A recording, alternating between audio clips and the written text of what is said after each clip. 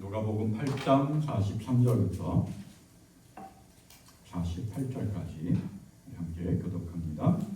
이에 12해를 혈루증으로 앓는 중에 아무에게도 고침을 받지 못하던 여자가 예수께 들어와서 그의 옷가에 손을 대니 일으키시더라.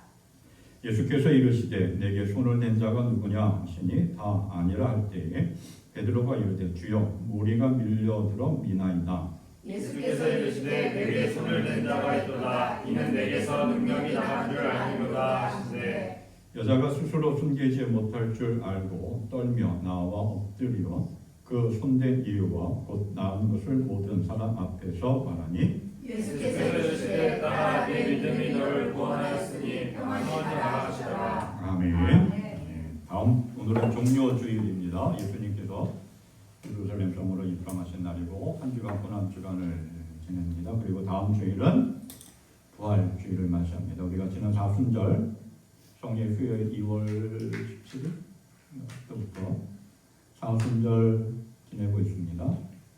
성경 고린도전서 열심히 쓰고 계시죠?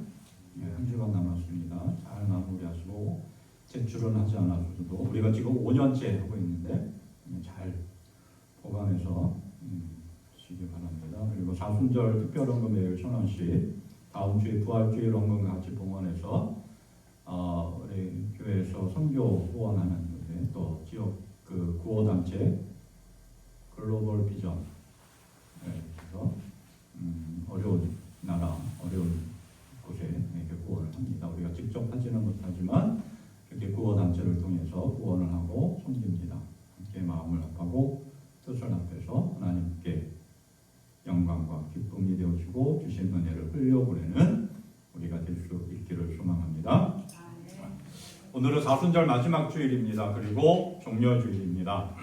예수님께서 십자가에서 죽으시기 전에 예루살렘 성에 나귀 새끼를 타고 들어가실 때 많은 사람들이 종려나무 가지를 흔들며 예수님을 맞이했다고 해가지고 그날을 기억하고 기념하면서 종려주일이다 이렇게 이야기합니다. 예수님이 공생의 사역을 시작하셨던 주 활동지대는 이스라엘 중심지가 아니라 변두리였습니다. 외곽지대 아주 변두리 시골 총구석이었어요. 변방 갈릴리라고 하는 곳에서 예수님이 사역을 시작하셨습니다. 정치적으로도 사회적으로도 특별히 또 이 신앙적인 종교적으로도 변방 지역인 가버나움이라고 하는 것이 한 작은 마을 갈릴리를 중심으로 예수님께서 사역을 하셨어요. 그리고 이제 그 사역의 마지막 시간이 되었습니다. 사역을 마치실 때 예수님께서 예루살렘 성으로 들어가십니다. 예언에 따라서 하나님의 계획하신가 약속에 따라서 나귀 새끼를 타고 예루살렘 성을 들어갑니다.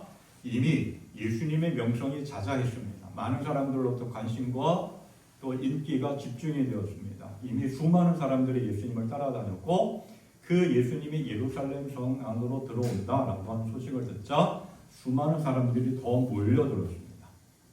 그리고 예루살렘 성으로 들어가는 그 예수님을 향하여 사람들이 제자들은 나귀 새끼에다가 안정처럼 자기들의 겉옷을 깔려놓기도 했지만 수많은 사람들이 예수님이 가는 길에 마치 융탄처럼 레드카펫처럼 옷을 벗어서 길을 깔고 또 낙엽 같은 것도 던지면서 환영하고 더군다나 종려나무 가지를 흔들어서 들어오는 예수님을 환영하고 축하하고 맞이했습니다. 호산나 다윗의 자손이여 찬송하리로다 주의 이름으로 오시는 이여 가장 높은 곳에서 호산나라고 외치며 찬양했습니다.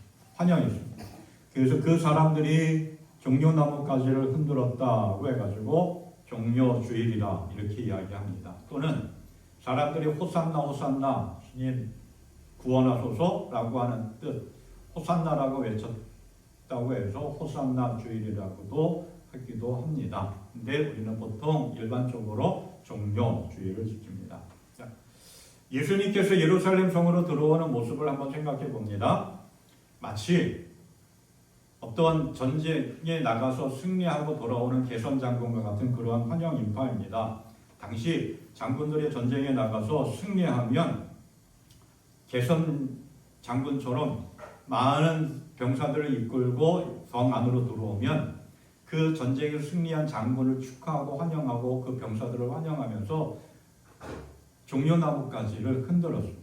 또 왕이 행진할 때에도 그 왕을 환영하기 위해서 종려나무가지를 흔들었습니다. 예수님께서 예루살렘 성으로 들어오실 때 그 모습을 보면 많은 사람들이 어떤 기대감을 가지고 있었겠죠.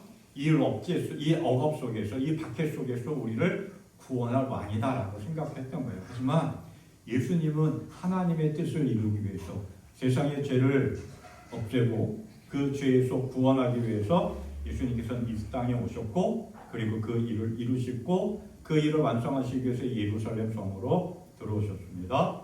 그 예수님을 어떤 모습을 기대하면서 사람들이 종려나무 가지를 흔드는 거예요. 왜 수많은 나무 가운데 종려나무 가지를 흔들었을까? 종려나무는 그 히브리 말로는 하마르라고 하고 있고 헬라어로는 포이닉스라고 이렇게 합니다. 이 포이닉스에서 영어로 유래된 말이 뭐냐면 페닉스, 불사조, 이런 뜻이에요. 그러니까 종려나무는 생명력이 완성한다고 합니다. 이게 나무 밑둥을 잘라도 시간이 지나면 다시 나무가 자라 올라간다고 합니다. 이스라엘에서 가장 흔한 나무로 30빛 뿌리가 밑으로 지하 120m까지 내려가는 것도 있고, 그래서 높이 곧게 하늘을 높이 곧게 뻗습니다. 보통 10m에서 20m까지 30m까지 자라나는 그러한 나무고 아주 풍성한 열매를 많이 맺습니다. 그래서 이 나무를 우리는 성경에서는 그 중국의 영향을 받아가지고 한자 영향을 받아가지고 종려나무라고 이야기하지만 원래 이 나무의 이름은 뭐냐면 대추야자나무라고 이름이 붙여져 있습니다. 우리가 일반적으로 보면은 제주도에 가면 이런 비슷한 나무가 있죠. 그 나무가 아니라 그 나무와는 조금 다른 그러한 대추야자나무. 거기에 우리나라 그 대추보다 더 큰 열매들이 보통 나무 하나에 300여 개까지 맺혀지기도 한다고 합니다. 풍성한 열매를 맺습니다. 그리고 뿌리가 깊이 내려가서 물이 없는 그 사막지대이지만 다른 먼 지역에서 물을 빨아들여가지고 수분도 많고 곧게 잘 성장하고, 그리고 그 나무는 또 건축 재료로도 많이 사용되어진다고 합니다. 그래서 이 종려나무가 상징하는 것은 뭐냐면 기쁨, 또 승리, 영광, 아름다움 이런 것들 상징한다고 합니다. 그래서 개선 장군들이 왕이 행진할 때 종려나무, 대추야자나무 가지를 흔들었다라고 하는 거예요. 그 예수님은 사람들의 기대 속에서 우리가 성경 속에서 표현하는 대로 종려나무 가지를 흔들면서 사람들이 왔습니다. 환영합니다. 호산나 다윗의 자손이요, 이렇게 환영합니다. 예수님께서 예루살렘 성으로 입성하셨던 그 종려주일, 오늘 우리들에게도 찾아오시는 그 예수님을 당시 사람들이 종려나무 가지를 흔들며 호산나 다윗의 자손이여 기쁨으로 맞이했던 것처럼 우리의 마음과 우리의 삶의 문을 두드리고 계시는 우리의 생명 되신 예수님을 맞이하고 만나고 그 주님과 함께하는 복된 인생 되기를 축원합니다. 이렇게 예루살렘 성으로 들어오신 예수님은 죽음의 길, 고난의 길, 배반과 배척과 또 저주의 길임을 알면서도 그 길을 묵묵히 걸어가셨습니다. 피하거나 도망치지 않으셨고 그 길을 끝까지 걸어가셨습니다. 그리고 그래서 이 종려주일 그 다음 날, 그러니까 월요일부터 금요일까지 한 주간 고난을 받으셨습니다.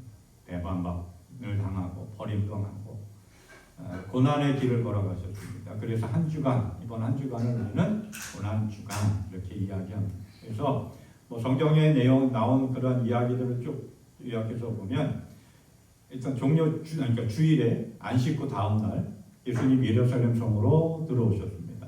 그리고 월요일에 열매 없는 무화과 나무를 저주하시고 성전에 그 아주 장사치로 장사꾼들로 가득 차 있는 예루살렘 성전을 정리하셨습니다. 그리고 화요일 날에는 우리가 논쟁의 날이라 이렇게 이야기하는데 제사장들과 바리새인들과 또 사두개인들과 막 율법적인 문제를 가지고 이야기하고 비유를 통해서 하나님의 말씀을 전하면서 경고하시기도 했습니다. 그리고 수요일은 성경에는 아무런 기록이 없다 이렇게 이야기합니다. 그래서 뭐 침묵의 날 또는 기도의 날 뭐 이렇게 이야기하고 어떤 사람은 이날 예수님께서 십자가의 길을 걸어가시기 위해서 조용히 기도하셨을 것이다 라고 이렇게 이야기도 합니다. 그리고 이제 마지막 최고 절정의 날입니다. 목요일 최후성찬의 날입니다. 제자들과 함께 마지막 식사를 합니다. 그게 성찬이식이었습니다. 성찬의 시작이었습니다. 예수님이 제자들과 함께 음식을 나누면서 빵을 나누면서 이건 내가 너희를 위하여 나누는 살이다, 몸이다. 또 포도주를 함께 나누면서 이것은 내가 너희를 위하여 흘리는 피다 라고 하면서 함께 마지막 식사를 하셨습니다. 그리고 금요일입니다.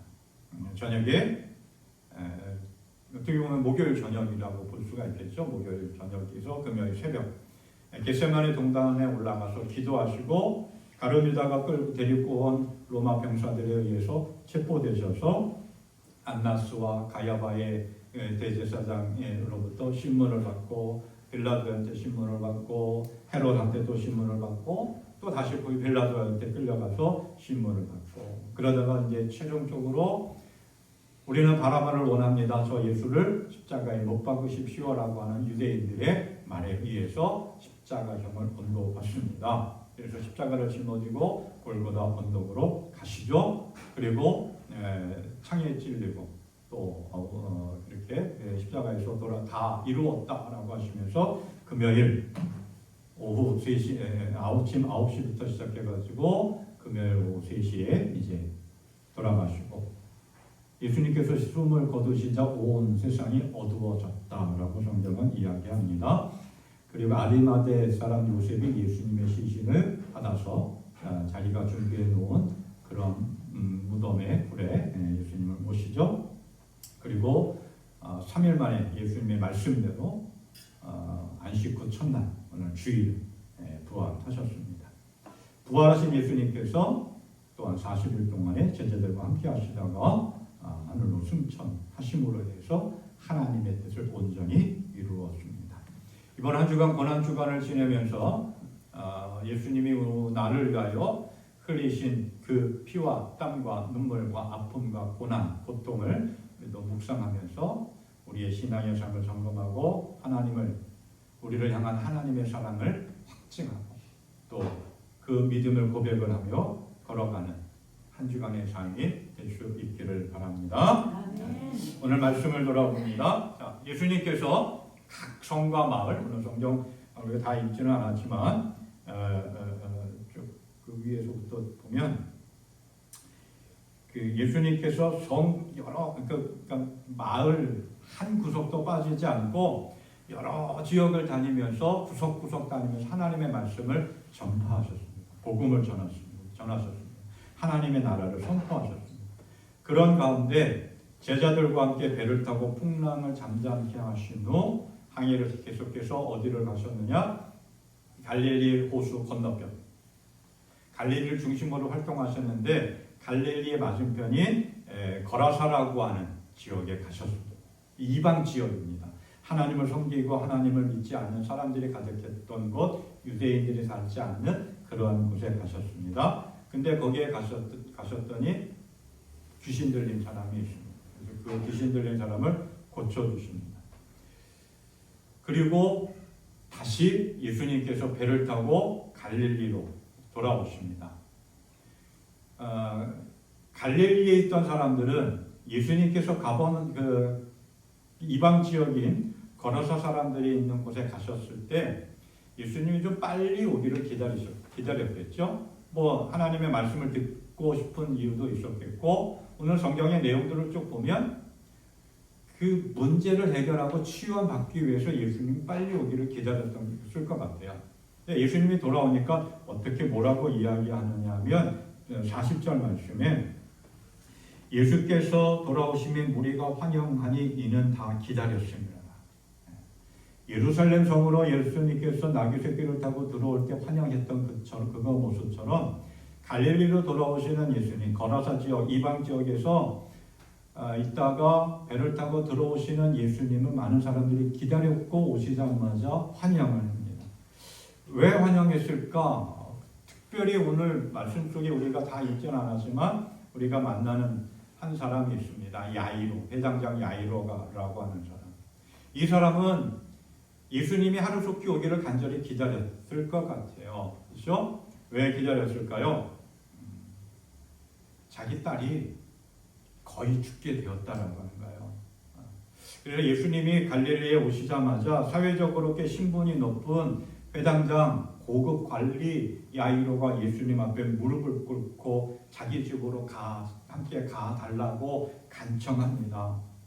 12살 외동딸이에요. 얼마나 귀하겠습니까? 얼마나 사랑스럽겠습니까? 근데 그 아이가 무슨 병인지 알 수는 없지만 거의 죽게 되었다라고 하는 거예요. 위급한 상황이었습니다. 그래서 예수님께 좀 가서 고쳐달라고 간구하는 거예요. 예수님은 야이로의 간청에 듣고 야이로의 집으로 가고 있습니다. 수많은 사람들이 예수님을 따라가고 있는 거죠. 이 사람들은 왜 따라갔을까요? 예수님이 어떻게 하시는가? 호기심 때문에.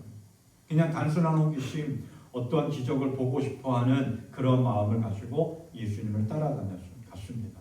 얼마나 많은 사람들이 따라가고 있는지 이렇게 이야기합니다. 42절에 예수께서 가실 때 무리가 밀려들더라. 이 말의 뜻은 뭐냐면 부축하여 좌우로 호위하다라는 거예요. 그러니까 단순히 둘러싼 게 아니라 좀 우리가 아픈 사건이 있었죠. 몇 년 전에 이태원에서 많은 사람들이 밀려들어서 많은 사람이 깔려 죽기도 하고 많이 다쳤습니다. 그렇게 사람들이 예수님을 따라다녔다라고 하는 거예요. 예수님을 따라다니면서 얼마나 많은지 야이로의 집으로 가는 발걸음을 쉽게 옮길 수가 없었습니다. 힘겹게 죽어가는 딸이 누워있는 야이로의 집으로 가고 있는데 예수님께서 이해할 수 없는 이상한 말씀을 하십니다. 내게 손을 댄 사람이 누구냐? 누가 내 몸에 손을 댔느냐라고 말씀하십니다. 제자들은 도저히 이해하고 납득할 수가 없죠. 그래서 베드로가 이렇게 대답합니다. 선생님, 무리가 선생님을 애워싸고 밀치고 있습니다. 근데 예수님이 다시 말하죠. 누군가 내게 손을 댔다. 내게서 능력이 빠져나간 것을 나는 알고 있다. 그제서야 두려움 속에서 한 사람이 이실직고합니다. 어떤 누구예요? 오늘 주인공 12년 동안 혈루증으로 앓고 있던 여인입니다. 그 12년 동안 혈루증으로 앓고 있던 여인이 예수님의 옷에 손을 댄 이유와 그리고 손을 댄 다음에 이 자신에게 일어났던 그 일을 이야기합니다. 그랬더니 예수님이 따라 네 믿음이 너를 구원하였다. 평안히 가거라 라고 말씀하시면서 치유됨을 선포하십니다. 그때 사람들이 많이 밀려오고 또 그 12년 동안 혈루증으로 앓고 있던 여인과 이야기하는 시간 동안에 많이 또 지체됐겠죠. 그때 야이로의 집에서 한 종이 불이 나게 달려옵니다. 기쁜 소식이 아니라 슬픈 소식이죠. 딸이 죽었다라고 하는 거예요. 그때 예수님이 말씀하시죠. 두려워하지 말라, 믿기만 하여라. 그리고 가서 그 아이를 붙잡아 일으켜 세웁니다. 그리고 고쳐 주셨습니다. 치유해 주셨습니다. 야이로의 딸을 살려 주셨습니다. 야이로의 딸도 고침을 받았습니다. 12년 동안 혈루증을 앓고 있던 이 여인도 고침을 받았습니다. 수많은 사람들이 밀려들어 매우 혼잡한 상황 속에서도 12년 동안 혈루증으로 앓고 있던 이 여인은 예수님의 옷에 손을 댄으로 인해서 고침을 받았습니다. 아픔이 해결되었고 고통과 문제가 해결되었습니다. 어떻게 해서 이 12년 동안 혈루증으로 앓고 있던 여인은 고침을 받을 수 있었을까요? 문제가 해결될 수 있었을까요? 결론적인 것부터 하나 이야기한다면 믿음 때문이었습니다. 하나씩 살펴봅니다. 이 12년 동안 혈루증으로 앓고 있던 여인은 믿는 마음으로 손을 내밀었습니다. 그러니까 믿음으로 예수님께 손을 내밀었기 때문에 고침 받을 수 있었습니다. 12년 동안 혈루증을 앓고 있습니다. 이 혈루증이 어떤 병이냐? 정확하게 단정하기는 어렵지만 이렇게 두 가지로 헬라어에서 표현대로 두 가지로 이야기합니다. 하나는 리시스 하이마토스라고 하는 말인데 피의 유출이라고 하는 뜻을 가지고 있습니다. 여성의 질병 가운데 하나로 만성 자궁 출혈병이라고 하는 것이고 또 하나는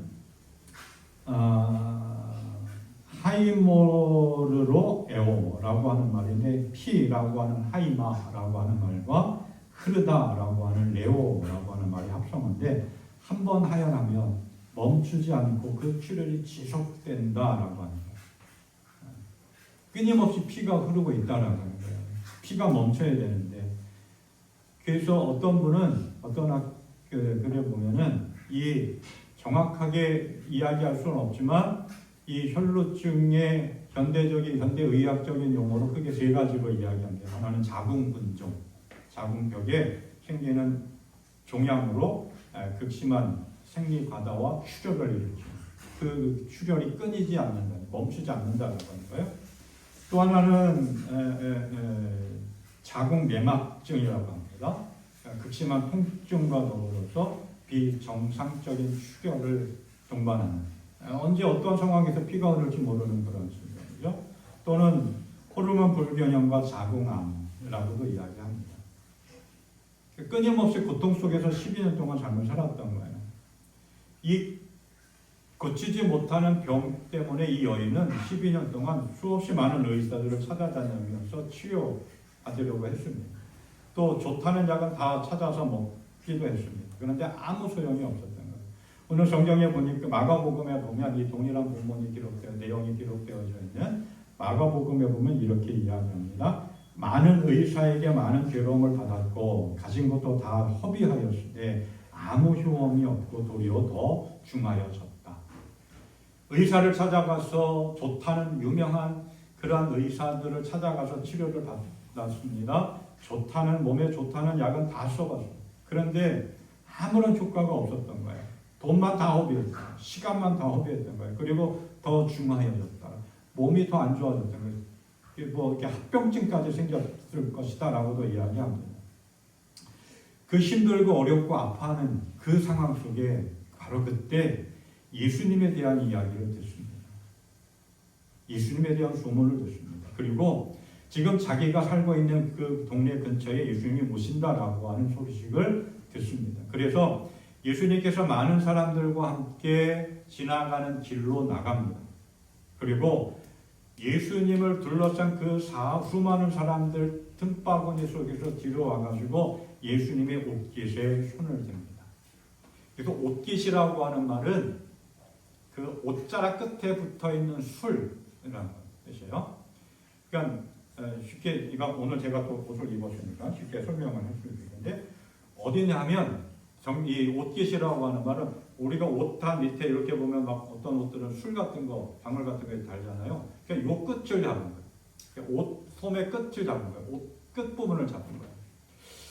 이 여인이 예수님의 옷 끝자락을 잡으면서 어떠한 생각을 했냐, 어떠한 마음을 가졌느냐.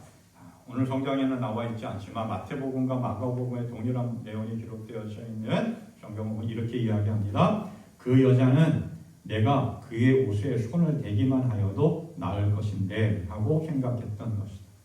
예수님의 옷자락 끝부분 만지면서 이렇게 믿었던 거예요. 내가 저 옷의 끝부분만 만져도 내 병은 나을 것이야.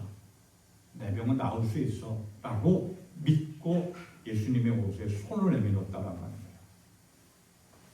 마치 우리가 지난주에 말씀을 나눴죠. 수로보니게 여인, 이방 여인. 개에게 떨어지는 그 부스러기 은혜라도 줬어. 그 부스러기 은혜만 있어도 내 딸에 있는 귀신이 나갈 것입니다. 내 딸의 병이 고침받을 것입니다. 라고 믿고 고백했고 선포했던 여인처럼 이 12년 동안 혈루증을 앓고 있던 여인도 예수님의 옷자락 끝에만 만져도 예수님의 몸을 붙잡고 늘어지지 않고 그냥 예수님의 옷 끝자락만 만져도 내 병이 나을 텐데 그 믿음으로 예수님의 옷자락을 끝을 만졌던 거죠. 그 그래서 그 옷자락 끝을 만지는 순간 이 여인의 질병이 12년 동안 고통 주고 아픔을 주었던 그 질병에서 깨끗하게 고침을 받을 수 있었던 것입니다. 예수님이 이 여인의 혈루증을 고치기 위해서 뭐 말씀을 선포하셨거나 안수 기도를 하셨거나 다른 병자들을 고치셨던 것처럼 뭐 어떤 특별한 행동을 하지 않으셨습니다. 단지 이 여인이 예수님의 옷자락 끝에 손을 댔기 때문에, 믿음으로 손을 댔기 때문에 그 순간 이 여인은 소원을 이루었습니다. 질병이 치유함 받았습니다. 오늘 우리들의 삶 속에서도 이 여인을 통해서 깨닫습니다. 나는 얼마나 간절한 그리고 확실한 믿음을 가지고 예수님을 붙잡고 있는가, 예수님께 손을 내밀고 있는가. 우리가 기도하고 예배하고 하는 모든 것들이 다 예수님께 손을 내미는 거죠. 근데 그 기도하고 예배드리고 말씀을 읽고 묵상하고 하는 그 모든 순간순간 이 12년 동안 혈루증으로 앓고 있던 여인처럼 얼마나 간절함이 있고 얼마나 확실한 믿음을 가지고 손을 내밀고 있는가. 이 12년 동안 혈루증을 앓고 있던 여인은 간절함이 있었습니다. 그리고 확실한 믿음이 있었습니다. 우리도 이 여인처럼 예수님의 손을 끝만 잡아도, 옷 끝만 잡아도 내 병은 나을 텐데 그 믿음을 가지고 예수님을 붙잡는 삶이 될 수 있기를 바랍니다. 아멘. 생명의 주인 되신 예수님과 함께 할 수 있는 그런 우리의 믿음의 삶이 될 수 있기를 바랍니다. 이 12년 동안 혈루증으로 앓고 있던 여인은 고침받을 수 있었던 것은 예수님의 능력을 받았기 때문입니다. 자, 오늘 말씀해 봅니다.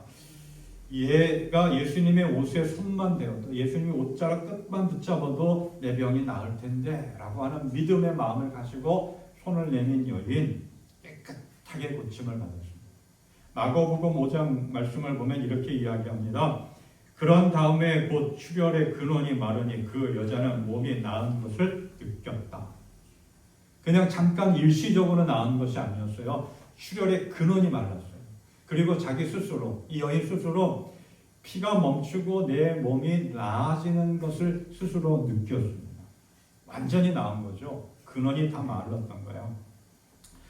이 나은 다음에 이 여인은 그냥 조용히 그 자리를 물러나려고 했습니다. 뭐 드러내놓고 기뻐하지도 않았고 드러내놓고 감사하지도 않았고 조용히 그 자리를 빠져나가려고 합니다. 그런데 그때 예수님께서 이렇게 말씀하시죠. 누가 내게 손을 댔느냐? 내게 손을 댄 사람이 누구냐? 가까이 있는 제자들의 입장에서는 도저히 이해할 수가 없는 거죠. 그래서 이야기합니다. 예수님, 주님, 이렇게 많은 사람들이 예수님 주위에 있고 이렇게 많은 사람이 예수님 밀치고 에워싸고 있습니다. 누군가는 손이 댔겠죠. 누군가는 몸을 댔겠죠. 그랬더니 예수님이 다시 말씀하시죠. 누군가 내게 손을 댔다. 내게서 능력이 빠져나가는 것을 나는 알고 있다. 라고 대답하십니다. 여기서 우리가 주목할 예수님의 말씀, 내게 손을 댄 사람이 누구냐? 누군가 내게 손을 댔다. 내게서 능력이 빠져나간 것을 나는 알고 있다. 예수님 스스로 자신의 몸을 통해서 자신의 어떠한 모습 속에서 어떤 능력의 한 부분이 빠져나가는, 치유의 능력이 빠져나가는 것을 인지하셨다. 깨달으셨던 거죠. 그때 도저히 감출 수 없음을 깨달은 이 여인이 자신이 왜 예수님 앞에 나와서 자신이 왜 예수님의 옷자락 끝에 손을 대었고 그 손을 댄 순간 어떠한 일이 일어났는지 이야기합니다. 고백합니다. 자, 여기서 보면 이 여인이 간절함과 확실한 믿음으로 또 사모하는 마음으로 예수님의 옷자락에 손을 대는 순간 그 믿음을 통해서 예수님의 능력이 나왔다라는 거예요. 믿음을 통해서 예수님의 능력을 받았다는 거예요. 생각해 봅니다. 상황을 살펴봅니다. 야이로의 집으로 가는 예수님, 수많은 사람들이 예수님 주위에 있었고 예수님의 몸에 부딪히기도 했을 것이고 손이 닿기도 했을 것이고 그랬을 겁니다. 그런데 그 수많은 사람들 가운데 오직 한 사람, 12년 동안 혈루증으로 앓고 있던 간절함과 확실한 믿음으로 예수님의 옷자락 끝에 손을 댄 이 여인만 예수님의 능력을 받았습니다. 고침받았던 거죠. 하나님은 오늘도 우리에게 능력을 주십니다. 이미 주셨죠. 그 능력이 뭘까요? 성령입니다. 우리는 이미 성령을 받았어요. 이 성령을 받고 하나님의 능력을 어떻게 받느냐? 수많은 사람들이 예수님을 따라다녔지만 다른 사람들은 다 그러한 능력과 치유의 은혜도 경험하지 못했지만 이 12년 동안 혈루증으로 앓고 있던 여인, 포기할 수밖에 없고 낙심할 수밖에 없고 힘겨운 시간이었지만 어떤 상황 속에서도 포기하지 않고 예수님을 붙잡았고 간절하고 사모한 마음으로 확실한 믿음으로 예수님을 붙잡음으로 인해서 그 믿음을 통해서 예수님의 치유의 능력이 흘러나온 거예요. 예수님의 치유의 능력을 받았어요. 우리도 믿음으로 손을 내밀 때 믿음으로 기도하고 예배하고 하나님의 말씀을 읽고 묵상하고 믿음으로 주님 앞으로 한 걸음 한 걸음 나아갈 때 예수님의 능력이 하나님의 능력이 움직입니다. 그리고 그 능력을 받고 그 능력을 사용할 수 있는 삶을 살아가게 됩니다. 하나님은 우리에게 이미 능력을 주셨죠. 그 성령을 선물로 우리는 받았습니다. 예수님께서 그렇게 선포하셨죠. 내가 세상을 이겨노라. 그 능력을 우리는 받았습니다. 그 능력을 받아 누리기 위해서는 우리는 끊임없이 흔들림 없이 어떠한 상황 속에서 이 12년 동안 혈루증을 앓고 있었던 여인처럼 간절한 믿음, 사모하는 믿음, 그리고 확실하게 붙잡는 믿음을 가지고 나아갈 수 있기를 바랍니다. 그럴 때 주님의 능력이 우리의 삶 속에 임하고 그 능력으로 문제가 해결받을 뿐만 아니라 이 험한 세상, 죄악된 세상에 담대하게 믿음으로 나아갈 줄로 믿습니다. 이 12년 동안 혈루증으로 앓고 있던 여인이 고침받을 수 있었던 또 하나의 이유가 뭐냐면 두려움을 극복했습니다. 혈루증, 부정한 병으로 일컬어 이루어졌습니다. 피가 그치지 않기 때문에. 특히 레위기 말씀을 보면 이렇게 이야기합니다. 레위기 15장 말씀을 보면 어떤 여자가 자기 몸이 불결한 기간이 아닌데도 여러 날 동안 줄곧 피를 흘리거나 불결한 기간이 끝났는데도 줄곧 피를 흘리면 피가 흐르는 그 기간 동안 그 여자는 부정하다. 몸이 불결할 때와 같이 이 기간에도 그 여자는 부정하다. 이 여자가 피를 흘리는 동안 눕는 잠자리는 모두 불결한 기간에 눕는 잠자리와 마찬가지로 부정하고 그 여자가 앉는 자리도 불결한 기간에 앉은 자리가 부정하듯이 모두 부정하다. 계속 피를 흘리기 때문에 부정하다라고 하는 거예요. 부정한 여인이에요. 이 여인은. 그러니까 그 부정에 대한 두려움, 질병에 대한 두려움, 그리고 그 질병으로 인한 죽음에 대한 두려움, 또 사람들의 시선에 대한 두려움. 이 부정한 여인, 사람들과 함께 어울려 살지 못했습니다. 위축된 삶, 소외된 삶이 살아가는 거죠. 그리고 소망이 없는 것에 대한 두려움. 이게 계속 의사들 찾아다니고 치유 안 받고 약이란 약은 다 써봤지만 아무 소용이 없어요. 그런 것에 대한 두려움이 있었어요. 그런데 그 두려움 속에 있지만 이 여인은 그 두려움을 믿음으로 극복했습니다. 자, 이 여인이 예수님의 옷자락에 손을 내밉니다. 그것도 감히 내밀 수 없는 그러한 상황이 이 여인의 상황이죠. 예수님 앞에 나아갈 수도 없는 그러한 상황이었습니다. 그러나 이 여인은 그 두려움 할 수 없는 그런 모습 속에 있지만 믿음으로 그 모든 두려움을 극복했습니다. 후의 이야기지만 야이로의 딸이 죽었다라고 하는 소식을 듣고 야이로의 마음은 어땠을까요? 모든 건 끝났다. 낙심하고 좌절하고 두려웠죠. 하지만 예수님이 이렇게 선포하셨습니다. 두려워하지 말고 믿기만 하여라. 하나님은 늘 우리에게 말씀합니다. 두려워하지 말아라. 우리는 세상을 살면서 질병에 대한 두려움이 있고 죽음에 대한 두려움이 있고 미래에 대한 두려움이 있습니다. 그 두려움이 우리의 삶을 짓누르고 있습니다. 우리의 삶의 발목을 잡고 있습니다. 12년 동안 혈루증으로 앓고 있던 이 여인도 질병에 대한 두려움, 사람들의 시선에 대한 두려움, 부정하다라고 하는 그 두려움은 온갖 두려움이 그 여인의 삶을 붙잡았습니다. 짓누르고 있고 행복하지 못하게 했습니다. 우리는 삶을 살아가면서 두려움 때문에 내 삶의 날개를 펴지 못할 때가 참 많이 있습니다. 그러나 이 여인처럼 그 두려움이 있다 할지라도 믿음으로 담대하게 용기를 내서 하나님의 은혜의 보좌 앞으로 나아가는 삶이 될 수 있기를 바랍니다. 아멘. 비바람이 불고 폭풍우 같아서 힘들고 어려운 것이 우리의 삶입니다. 어떠한 어려움을 당해도 낙심하지 말고 담대하게 믿음으로 우리의 생명이 되시고 소망이 되시고 부활이 되시는 예수 그리스도를 바라보며 믿음으로 두려움, 모든 두려움, 우리의 삶을 얽어매고 있고 짓누르고 있는 그 두려움을 이기는 자가 될 수 있기를 바랍니다. 그래서 이 12년 동안 혈루증을 앓고 있던 여인처럼 문제가 해결받고 깨끗하게 치유받고 평안한 삶, 기쁨이 넘치는 행복한 인생이 될 수 있기를 간절히 소망합니다. 12년 동안 혈루증으로 앓고 있던 이 여인, 예수님의 옷자락에 손을 내밀었습니다. 예수님은 우리를 향하여 늘 손을 내밀고 계십니다. 그 손을 우리도 내밀고 그 주님께 손을 내밀고 그 손을 붙잡고 나아가는 우리의 삶이 될 수 있기를 바랍니다. 삶이 힘들고 고됩니다. 우리의 손을 내밀지 못하게 할 때도 참 많이 있습니다.